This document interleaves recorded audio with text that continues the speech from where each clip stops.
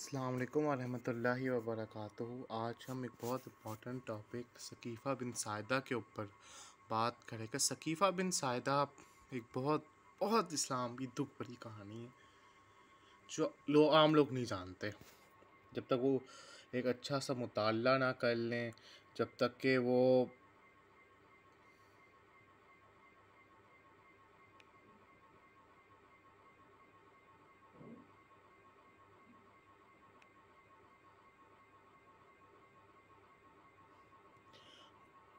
नहीं कर सकते उनके सकीफ़ा क्या था। दूसरी बात ये है कि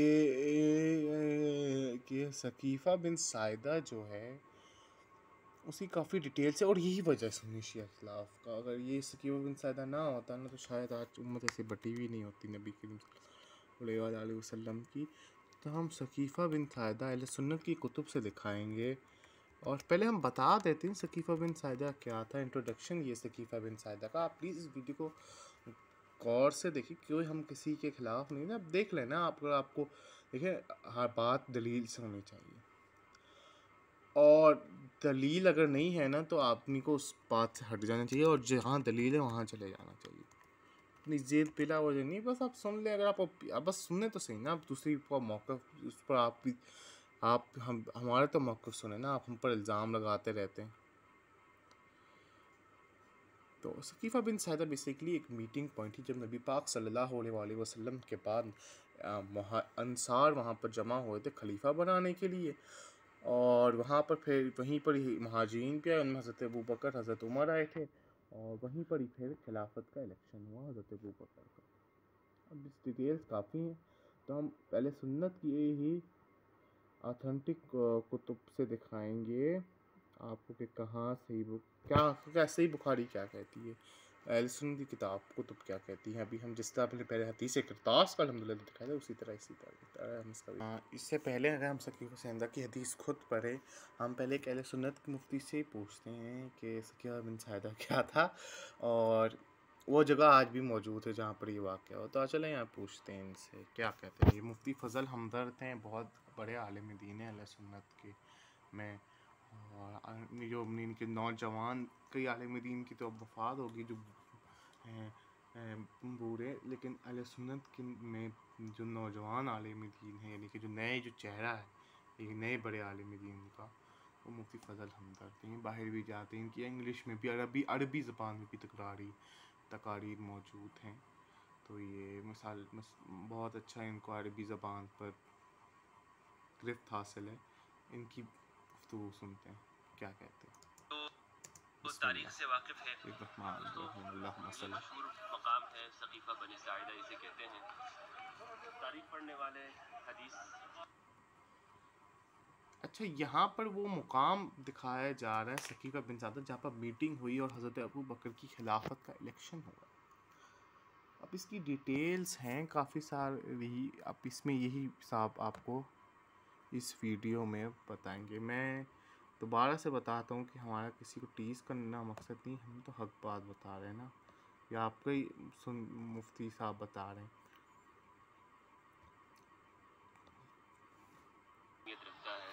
यहाँ क्या था, ये वो मुकाम दिखा रहे हैं जब हज़रत अबू बकर को इलेक्शन किया गया, कई सहाबा कराम ने बना दी थी आपके लिए। लेकिन ख़ास इसी जगह के बारे में कि यहाँ क्या हुआ था, ये मैं आप दोस्तों को बताना चाहूँगा। सकीफ़ा अरबी में छप्पर को कहा जाता है।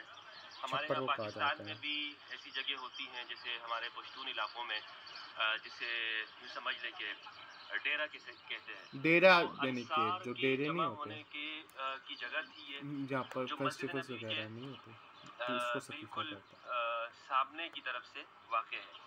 और अंसार के दो जो बड़े कबीले हैं, औस और खजरज, इन दोनों के जो सरदार हैं, खजरज के सरदार थे औस और खजरज दो अंसारी कबीले थे। पहले वो मदीने में थे, पहले वो इस्लाम लाए यहाँ पर।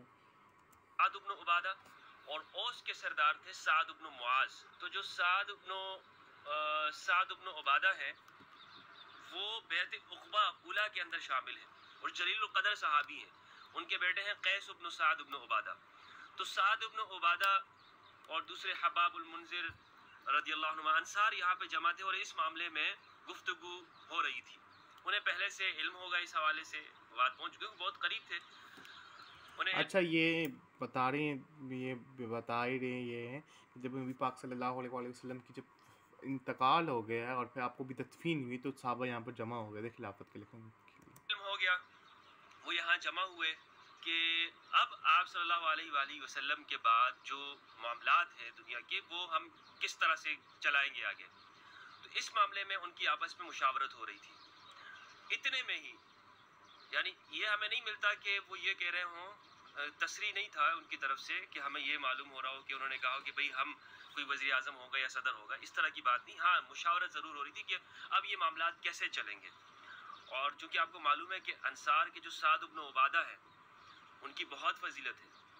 फजीलत सिर्फ नहीं बल्कि यहाँ पर मदीना बुलाने में रसूलुल्लाह सल्लल्लाहु अलैहि वसल्लम को जो इनवाइट किया, यहाँ पर आप सल्लल्लाहु अलैहि वसल्लम तशरीफ लाए हैं, साद इब्न उबादा उसके अहम रुकन है। तो साद इब्न उबादा और अंसार के बगैर ये आगे खिलाफत कैसे चल सकती है? ये तो नहीं चल सकती ना, इसलिए कि वो यहाँ पे जगह देने वाले हैं, अंसार हैं, कुरान मजीद ने उनको अंसार कहा है। यूँ समझ लें कि मुसलमानों की हुकूमत और रियासत को चलाने के का अहम सुतून है अंसार। तो वो इसी सिलसिले में यहाँ पे मशवरा हो रहा था। साद इब्न उबादा, मैंने आपको बताया कि बैते उक़बा उला में शामिल हैं और मदीना के अंदर सबसे ज़्यादा साद इब्न उबादा रदियल्लाहु ताला अन्हु सखी मशहूर थे। ये जो मुहाजिरीन थे जो मक्का से आए थे, उन पे एहसानात करने वाले, उनको ज़्यादा से ज़्यादा उनको सहूलत देने वाले वो साद इब्न उबादा रदियल्लाहु ताला अन्हु, जो कि खज़रज के सरदार हैं। यानी कोई शख्स अंसार में से किसी मुहाजिर एक फ़र्द को ले जाता था खाना खिलाने के लिए या उसकी मदद करने के लिए, एक फ़र्द को, कोई दो को लेके जाता था। साद इब्न उबादा 80 अफराद को अपने घर लेके जाते थे और उनको खाना खिलाते थे, उनकी खिदमत करते थे, उनको सहूलत देते थे, उन पे खर्च करते थे। तो बहुत खर्च करने वाले, जिहाद के अंदर सबसे आगे। यानी अब्दुल्ला इब्न अब्बास रदियल्लाहु ताला अन्हु फरमाते हैं कि रसूलुल्लाह सल्लल्लाहु अलैहि वसल्लम की जंगों में जो झंडा था वो दो अफराद के पास होता था, एक इमाम अली अलैहिस्सलाम के पास और दूसरा साद इब्न उबादा के पास, और या उनके बेटे कैस इब्न साद इब्न उबादा। कैस भी सहाबी रसूल है रदियल्लाहु ताला अन्हु।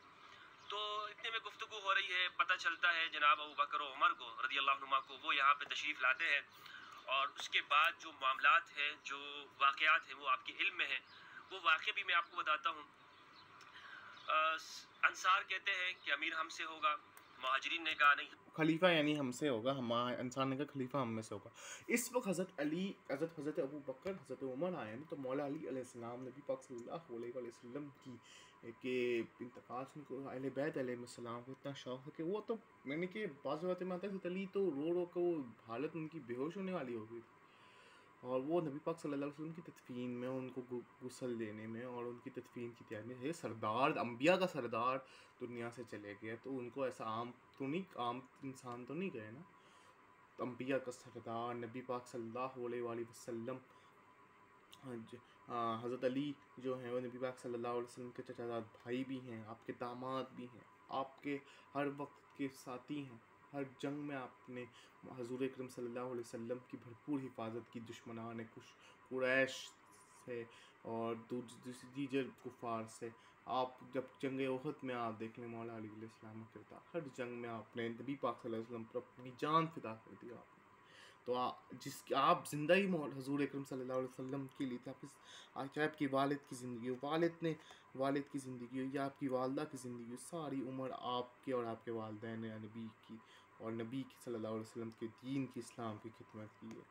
बाद में आपके बच्चों ने इमाम हसन, इमाम हुसैन जो नवास रसूल, उन्होंने जाने कुर्बान की। तो वो हज़रत अली नहीं थे इस मीटिंग में, अंसार थे और पूरे मुहाजिरीन में से हज़रत अबू बकर और हज़रत उमर थे। नबी पाक सल्लल्लाहु अलैहि वसल्लम की तदफीन अभी नहीं हुई, इस वक्त तक तदफीन नहीं हुई, और तदफीन अभी के मराहिल गुस्ल वगैरह देना जारी है। वो कौन कर रहा है? मौला अली अलैहिस्सलाम। नहीं हमसे होगा। अबू बकर रदियल्लाहु अन्हु ने कहा कि कुरैश कभी भी तुम लोगों की क़यादत के ऊपर राज़ी नहीं होंगे। अच्छा, ये पॉइंट नोट करना है। कुरैश कौन है? हज़ूर अकरम सल्लल्लाहु अलैहि वसल्लम का कबीला। हज़ूर अकरम सल्लल्लाहु अलैहि वसल्लम, कुरैश एक कबीला है, इसमें ख़ानदान है। मिसाल के तौर पर सादात जो हैं, सैयद हैं, उनमें कई ख़ानदान हैं, उनमें कोई ख़ानदान, वो कबीला है, उनमें कोई ख़ानदान है। बाकी जो कुरैश हुज़ूर अकरम सल्लल्लाहु अलैहि वसल्लम का कबीला है, उनमें कई ख़ानदान है। बनु उमय्या जिसमें से अबू सुफ़ियान था, बनु हाशिम जिसमें हुज़ूर अकरम सल्लल्लाहु अलैहि वसल्लम खुद थे, और बनु तैम जिसमें से हज़रत अबू बकर थे। ये ख़ानदान है, और हज़रत उमर भी कुरैश में से थे। ख़ानदान कुरैश कबीला है, और ये ख़ानदान है। बनु तैम जिसमें से हज़रत अबू बकर उमर थे। बनु हाशिम में से हुज़ूर अकरम सल्लल्लाहु अलैहि वसल्लम और उनके चचाज़ाद भाई अबू तालिब के बेटे मौला अली अलैहिस्सलाम ये थे। अब ये आपने बहुत पॉइंट याद करना है। हज़रत जब अंसार खिलाफत का मसला तय कर रहे थे, तो हज़रत अबू बकर ने कहा कि कुरैश तुम्हारी हुकूमत नहीं मानेंगे और कुरैश में से खलीफा होना चाहिए। ये पॉइंट आपने ज़हन में रखा। कुरैश यानी कि उन्होंने कहा नबी पाक सल्लल्लाहु अलैहि वसल्लम का जो कबीला है, जो ब्लड रिलेशंस हैं, उन ब्लड जाहिर सी बात है कि कुरैश का पर दादा करके ऐसे करके वो सारे कुरैशी कबील ख़ानदानों का, बनु हाशिम बनु उमय्या का मिल जाता है हसब। ये पॉइंट आपने नोट कर लेना, नोट कर लें इसको, 1 मिनट लगेगा। कुरैश में से होना चाहिए सब। आगे जाके हम पॉइंट पेश करेंगे। इसलिए आप तो हमारे वजीर होगे, लेकिन मैं तुम्हें 2 नाम पेश करता हूँ, अबू उबैदा और उमर। उन दोनों में से किसी को अमीर बना दिया अच्छा, हज़रत अबू बकर ने अबू उबैदा और उमर का नाम पूछना, हज़रत उमर। लेकिन कुरैश जो है वो अपने सिवा किसी और को, यानी कि उनका ये था जो नबी का जो ब्लड रिलेशन है दूर दूर तक, यानी कि जिसका पर दादा वो होना चाहिए। अच्छा, भी ब्लड रिलेशन होना चाहिए। चलें तस्लीम नहीं करेंगे अमीर के ऊपर। अंसार ने कहा कि नहीं, हम में से भी अमीर हो, अब में से भी अमीर हो, और इस तरह ये गुफ्तगू चलती रही। हज़रत अबू बकर ने जो आगे पेश किया वो मैंने आपको बताया। तो फिर इसमें जो चीज़ है वो आप ये समझें कि हज़रत उमर रज़ी अल्लाह तआला अन्हु उन्होंने फिर उठकर बाकायदा तौर पे हज़रत अबू बकर को उनका कहा कि नहीं, आप हाथ आगे बढ़ाएं, मैं आपकी बैत करता हूँ। साद इब्न उबादा ने, जो कि खजरज के बड़े थे, उन्होंने बैत नहीं की। अच्छा, हज़रत अबू बकर साद इब्न उबादा ने बैत नहीं की। और बहुत बड़े साहबी, अंसारी साहबी, ये नोट कर लें जिसने बैत नहीं की। इंशाल्लाह हम नेक्स्ट वीडियो में लिस्ट बताएंगे उन सहाबा कराम ने जिन्होंने बैत नहीं की, और 100 से ऊपर लिस्ट है। उन्होंने इख्तिलाफ किया, अपनी सारी ज़िंदगी वो इसी नज़रिए के ऊपर डटे रहे। किसी ने कहा कि तुम, एक जुमला किसी ने उस मौके पर कहा जब साद इब्न उबादा रज़ी अल्लाह तआला अन्हु वो बिल्कुल अलग जगह पे बैठे हुए थे, तो उस मौके पर हज़रत उमर ने कहा कि अल्लाह साद को कत्ल कर दे। अच्छा, ये देखें, ये बुखारी है, बुखारी, ये पूरा एक रेफरेंस है जिसमें बताया है ये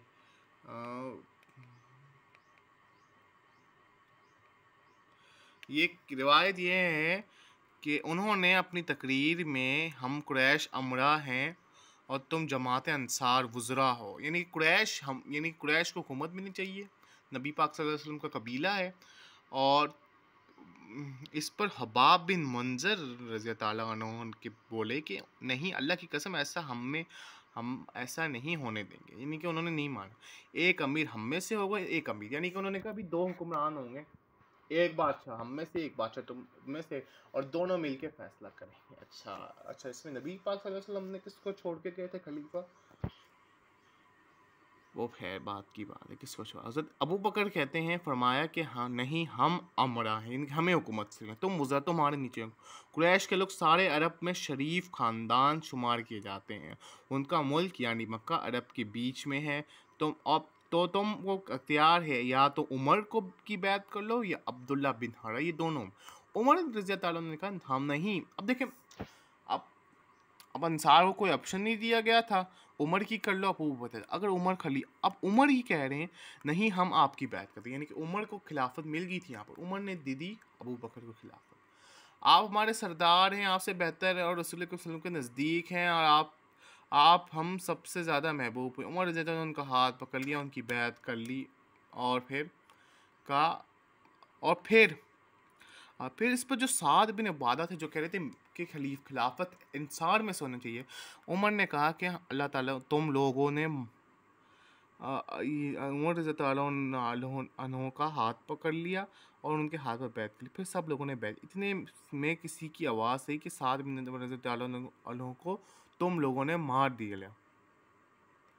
इसने में किसी की आवाज़ आई है। देखें, उमर हज़रत अबू बकर की बैत हो गई, इसमें से किसी की आवाज़ है। अब यहाँ पर लिखा नहीं है किसकी आवाज़ है, कि साद बिन उबादा जो चीख चीख के कह रहे थे कि खिलाफत अबू बकर की नहीं मिलनी चाहिए, हज़रत वो उनको मार डाल दिया, तुम लोगों ने मार डाले। उमर ने कहा कि अल्लाह ने मार डाला।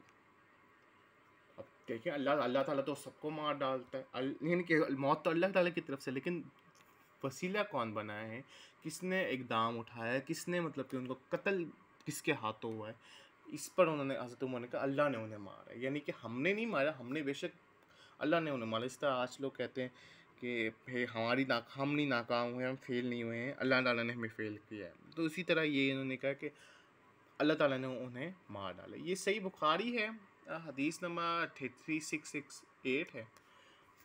देखिए, बी बास ने साद इब्न उबादा ने बड़ी जल्दी सहाबा को मार दिया कि अब मैंने पूरी हदीस पढ़ी है कि कहीं से आवाज़ आई तुम लोगों ने उन्हें मारा है। यानी कि अब किन्होंने मारा है, जो वहाँ पर थे। वहाँ पर कौन थे? कुरैश थे। कुरैश में से कौन दो लोग थे जिनको खिलाफत मिली थी? अब उन लोगों ने साद इब्न उबादा इब्न जर्राह का कहीं से आवाज़ है कि उन्होंने मार दिया, यानी कि उनका कत्ल हुआ है। क्योंकि साद इब्न उबादा अगर ना जिंदा रहते तो शायद आज खुलफा राशिदीन की लिस्ट में कोई और होते। कौन होते पहले, बात की बात है। कतलहुल्लाह, या ये अरबी है। मौके पर ये जुमला कहा जाता है। तो उस मौके पर अभी बुखारी है, हदीस तो अभी किताबों में ना, जब ये जुमला हजरत उमर ने ये कहा तो साद इब्न उबादा सारी जिंदगी उस चीज के ऊपर, अपने मौकफ के ऊपर डटे रहे।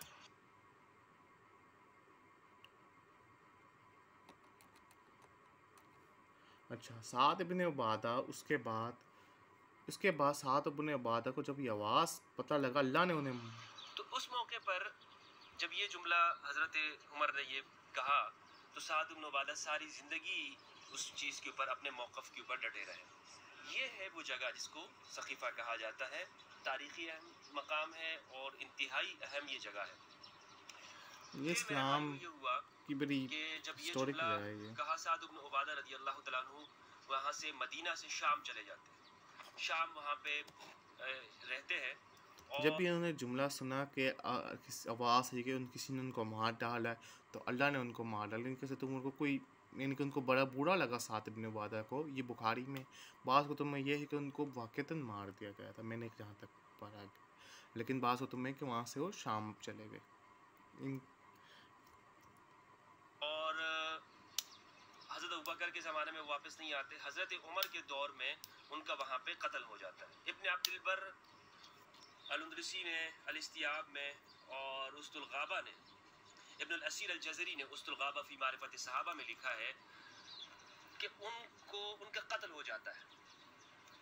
उनका जब कत्ल होता है, अब मुख्तलिफ वाक़यात हैं।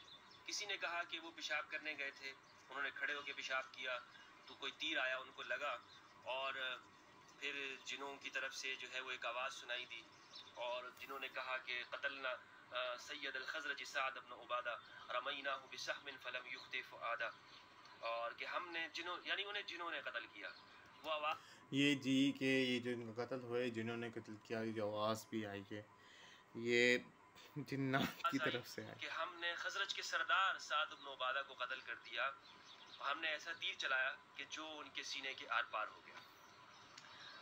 तो बाज़ ने कहा कि नहीं। अच्छा, अब ये वीडियो यहाँ पर तकरीबन ख़त्म है क्योंकि टाइम बहुत ज़्यादा हो जाएगा, फिर वो अपलोड नहीं हो पाएगी। अब मेरे यहाँ कुछ सवालात हैं, फिर हम आगे सुनते हैं ये क्या कहते हैं। पहले इनकी बात सुनते हैं। क्या नहीं, इसमें कुछ लोग मुलविस हो सकते हैं। यानी एक सहाबी रसूल साद इब्न उबादा रज़ियल्लाहु तआला अन्हु के जो शहसवार हैं, जो रसूलुल्लाह सल्लल्लाहु अलैहि वसल्लम की सोहबत में उनको मिली है, उन्हें एक जिन कैसे कत्ल कर सकता है? और जिन का इंसान के ऊपर कोई तसर्रुफ नहीं है, जिनों को अल्लाह सुब्हानहु व तआला ने ये कुव्वत नहीं दी कि वो किसी इंसान को कत्ल कर दे, ये मूवीज में होता है, तीर चला। और अगर ये वाक़या है भी, मेरे नज़दीक तो ये बिल्कुल किसी तौर पर काबिल कबूल नहीं है। हमने आजकल नहीं देखा कि कोई कह दे कि जनाब उसको जिन ने कत्ल किया है। जिन हमारे यहाँ इस ज़माने में कोई और कौम मशहूर है, ये जिन कोई खला से आई हुई वो मशहूर है, लेकिन कोई केस इस तरह नहीं है। किसी भाई हमारे यहाँ अगर कोई ये कह दे कि उसको जिन ने कत्ल किया है तो यानी वो मगलूब अल होगा, और कोई इस तरह का दूसरा केस भी नहीं। चंद जिसने जुमले याद किए हों, कुछ मज़ाइफ याद किए हों, वो भी कहता है कि जी मैं बड़े बड़े जिनों को वो बंद करता हूँ बोतल के अंदर। तो एक साहबी रसूल है, रसूलुल्लाह की बेयत करने वाले कितना हैं, बड़ा वली, वली वली क्या, वली तो रसूलुल्लाह को कोई मदीना हैसियत नहीं इनवाइट रखता करने वाले हैं। तेरे साहबी के तो आगे। उनके बारे में इस तरह की जो जो जो बात है वो मैं समझता हूँ कि इंतहाई अक्ल के खिलाफ है। तो साद इब्न उबादा रज़ियल्लाहु अन्हु वहाँ पे शहीद हो जाते हैं, और ये खिलाफत के मामलात यहाँ से चले हैं। उसके बाद अच्छा, ये मैं बताऊं कि मौला अली अलैहिस्सलाम इस बैत में नहीं शामिल, मौला अली ने बैत नहीं की, ये बात इस पॉइंट पर इस है। खिलाफत के अंदर सिर्फ एक ये नहीं था कि अंसार का एक मौक़िफ़ था, बल्कि मुहाजिरीन में से जो इमाम अली अलैहिस्सलाम हैं उनकी तरफदार भी लोग थे। ये खिलाफत उनके हक है। अच्छा, मौला अली अलैहिस्सलाम के अंसार और कई मुहाजिरीन भी थे कि इमाम अली अलैहिस्सलाम का मौला अली इब्न अबी तालिब अमीरुल मोमिनीन अलैहिस्सलाम का खिलाफत हक है ज़्यादा, और उन्होंने वाक़ईतन बैत भी नहीं की थी ना खुलफाओं के ज़माने में। ये हदीस हम दिखाएंगे अभी नहीं, लेकिन बहुत होना चाहिए। खुद इमाम अली अलैहिस्सलाम का इस बारे में जो खिलाफत के बारे में मौक़िफ़ है वो यही है। इमाम अली ने फरमाया कि ये हमारा। अच्छा, ये हदीस है, ये सही बुखारी की हदीस है। सही बुखारी किताबुल मुगारी किताब गज़वात का बयान में बाब गज़वा खैबर, अरबी में हसद नहीं था, यानी कि अबू बकर से हसद नहीं था, उनके फजलकार मकसूद था जो अल्लाह ताला ने उन्हें अयात फरमाया। ये बात ज़रूर थी कि हम इस मामले में किस मामले में खिलाफत में अपना हक समझते हैं। हज़रत अली फरमा रहे हैं कि हमसे मशवरा लिया जाता। अब बात ये बनी सायदा सकीफ़ा में, तो कुरैश से अबू बकर उमर रज़ी ताला अन्हु और अंसार थे, ठीक है। हज़रत अली और अहले बैत अलैहिस्सलाम जो नबी पाक सल्लल्लाहु अलैहि वसल्लम का खून है, जो नबी पाक सल्लल्लाहु अलैहि वसल्लम के लगते जिगर है, जिनका ख़ानदान सबसे अफजल तरीन, जिनका दुरूद भेजते हैं हम लोग नमाज में, अल्लाहुम्मा सल्ली अला मुहम्मद व अला आलि मुहम्मद। अगर आले मोहम्मद हटा के हम असहाब मोहम्मद लगा लें तो नमाज बातिल हो जाएगी सर। नमाज अहले बैत कोई आम शख्स नहीं, उनसे मशवरा नहीं ले गया, यही हज़रत अली कह रहे हैं। ये ज़्यादती हुई थी जिससे हमें रंज पहुँचा हज़रत अली को और मौला अली इस्लाम को, उनसे मशवरा नहीं लेंगे, उनको खिलाफत के अमूर में शामिल नहीं किया गया। मुसलमान इस वाक़े पर बहुत खुश हुए और कहा आपने दुरुस्त फरमाया। जब अली रज़ी अल्लाह ने मामले में ये मुनासिब रास्ता अख्तियार कर लिया तो मुसलमान उनसे खुश हो गए और अली रज़ी अल्लाह उससे मोहब्बत करने लगे। यानी कि जब उन्होंने ये मुनासिब रास्ता कि उन्होंने जंग नहीं की खिलाफत के लिए, उन्होंने तलवार नहीं निकाली खिलाफत के लिए, अबू बकर के ख़िलाफ़ तलवार नहीं निकाली, तो मुसलमान खुश हो गए हैं।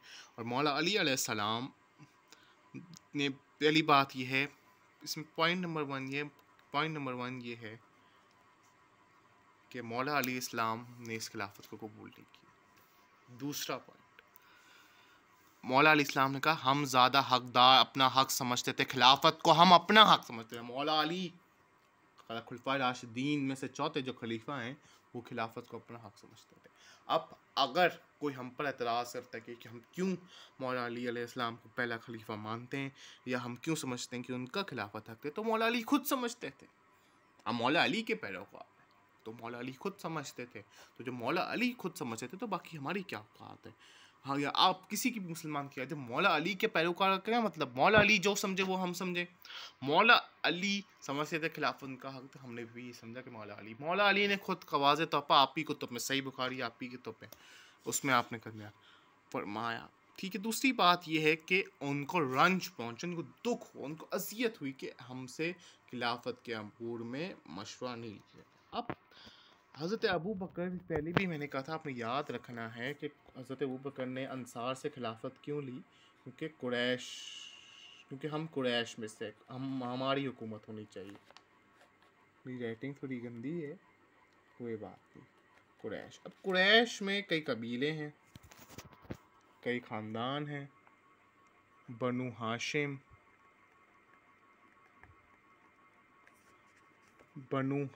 हैं। मैं जो चीज़ बताना चाह रहा हूँ कि कुरैश एक कबीला है, उसमें से बनु तईम है, जिसमें से हज़रत अबू बकर हैं।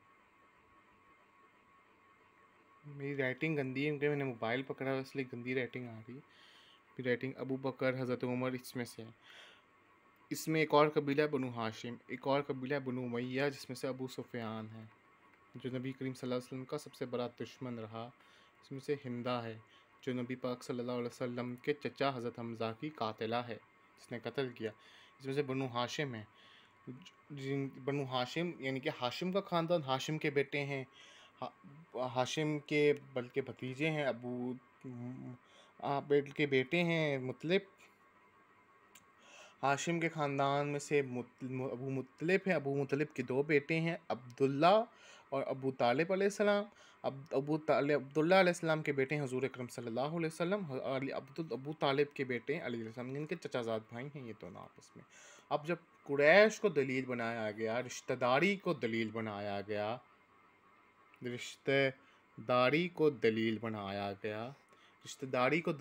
गया, खिलाफत के लिए, तो रिश्तेदारी में पूरे मर्दों में, क्योंकि हजूर की नरीना औलाद नहीं थी, आप सल्लल्लाहु अलैहि वसल्लम को कोई लिविंग सन नहीं था इस वक्त, जिस वक्त हजूर अकरम सल्लल्लाहु अलैहि वसल्लम का दुनिया से पर्दा फरमाया है। तो अगर कुरैश की बात थी, बात रिश्तेदारी की थी, तो अबू तालिब के बेटे अली से ज़्यादा तो हुज़ूर अकरम सल्लल्लाहु अलैहि वसल्लम के रिलेशन में कोई मेल करीब नहीं है। बात बनती है ना। और हज़रत अली ने खुद कह दिया कि उनका हक था खिलाफत। तो बात आज की वीडियो का मकसद ये है, आप हदीस को आप किसी भी बगैर उससे आप अगर देखें ना, बगैर किसी यानी कि क्या कहें तासुब के, तो बात वाज़ेह होती है कि खिलाफत, पहली बात कि हुज़ूर अकरम सल्लल्लाहु अलैहि वसल्लम ने खिलाफत जो भी खलीफा बना है उनको नहीं किया, यानी कि अपॉइंट नहीं किया। दूसरी बात एक किसको अपॉइंट की थी बात में है, लेकिन जिस दलील पर बने वो तो कुरैश की रिश्तेदारी पर था। और साद अपने वादा और कितने मजीद साहबी ने हज़रत अबू बकर की बैत नहीं की। तो ये पता होना चाहिए। मैंने सिर्फ एक तारीखी हक़ाइक़ हैं, आपकी उलमा आपकी किताबों का मुताला करें, आप यानी कि किसी की मन करन बातें ना सुनें। ये हदीस बच्चे को पता है, यहाँ पर वहाँ पर क्यों नहीं पता, क्योंकि ये हदीस। अब हम अगला जो वीडियो होगी वो गदीर खुम के मुतालिक एक होगी, दूसरी बात होगी उसके मुतालिक के खलीफा दोम खुलफा सलासा के अमवाल और उनकी तिजारत के मुतालिक। Thank you.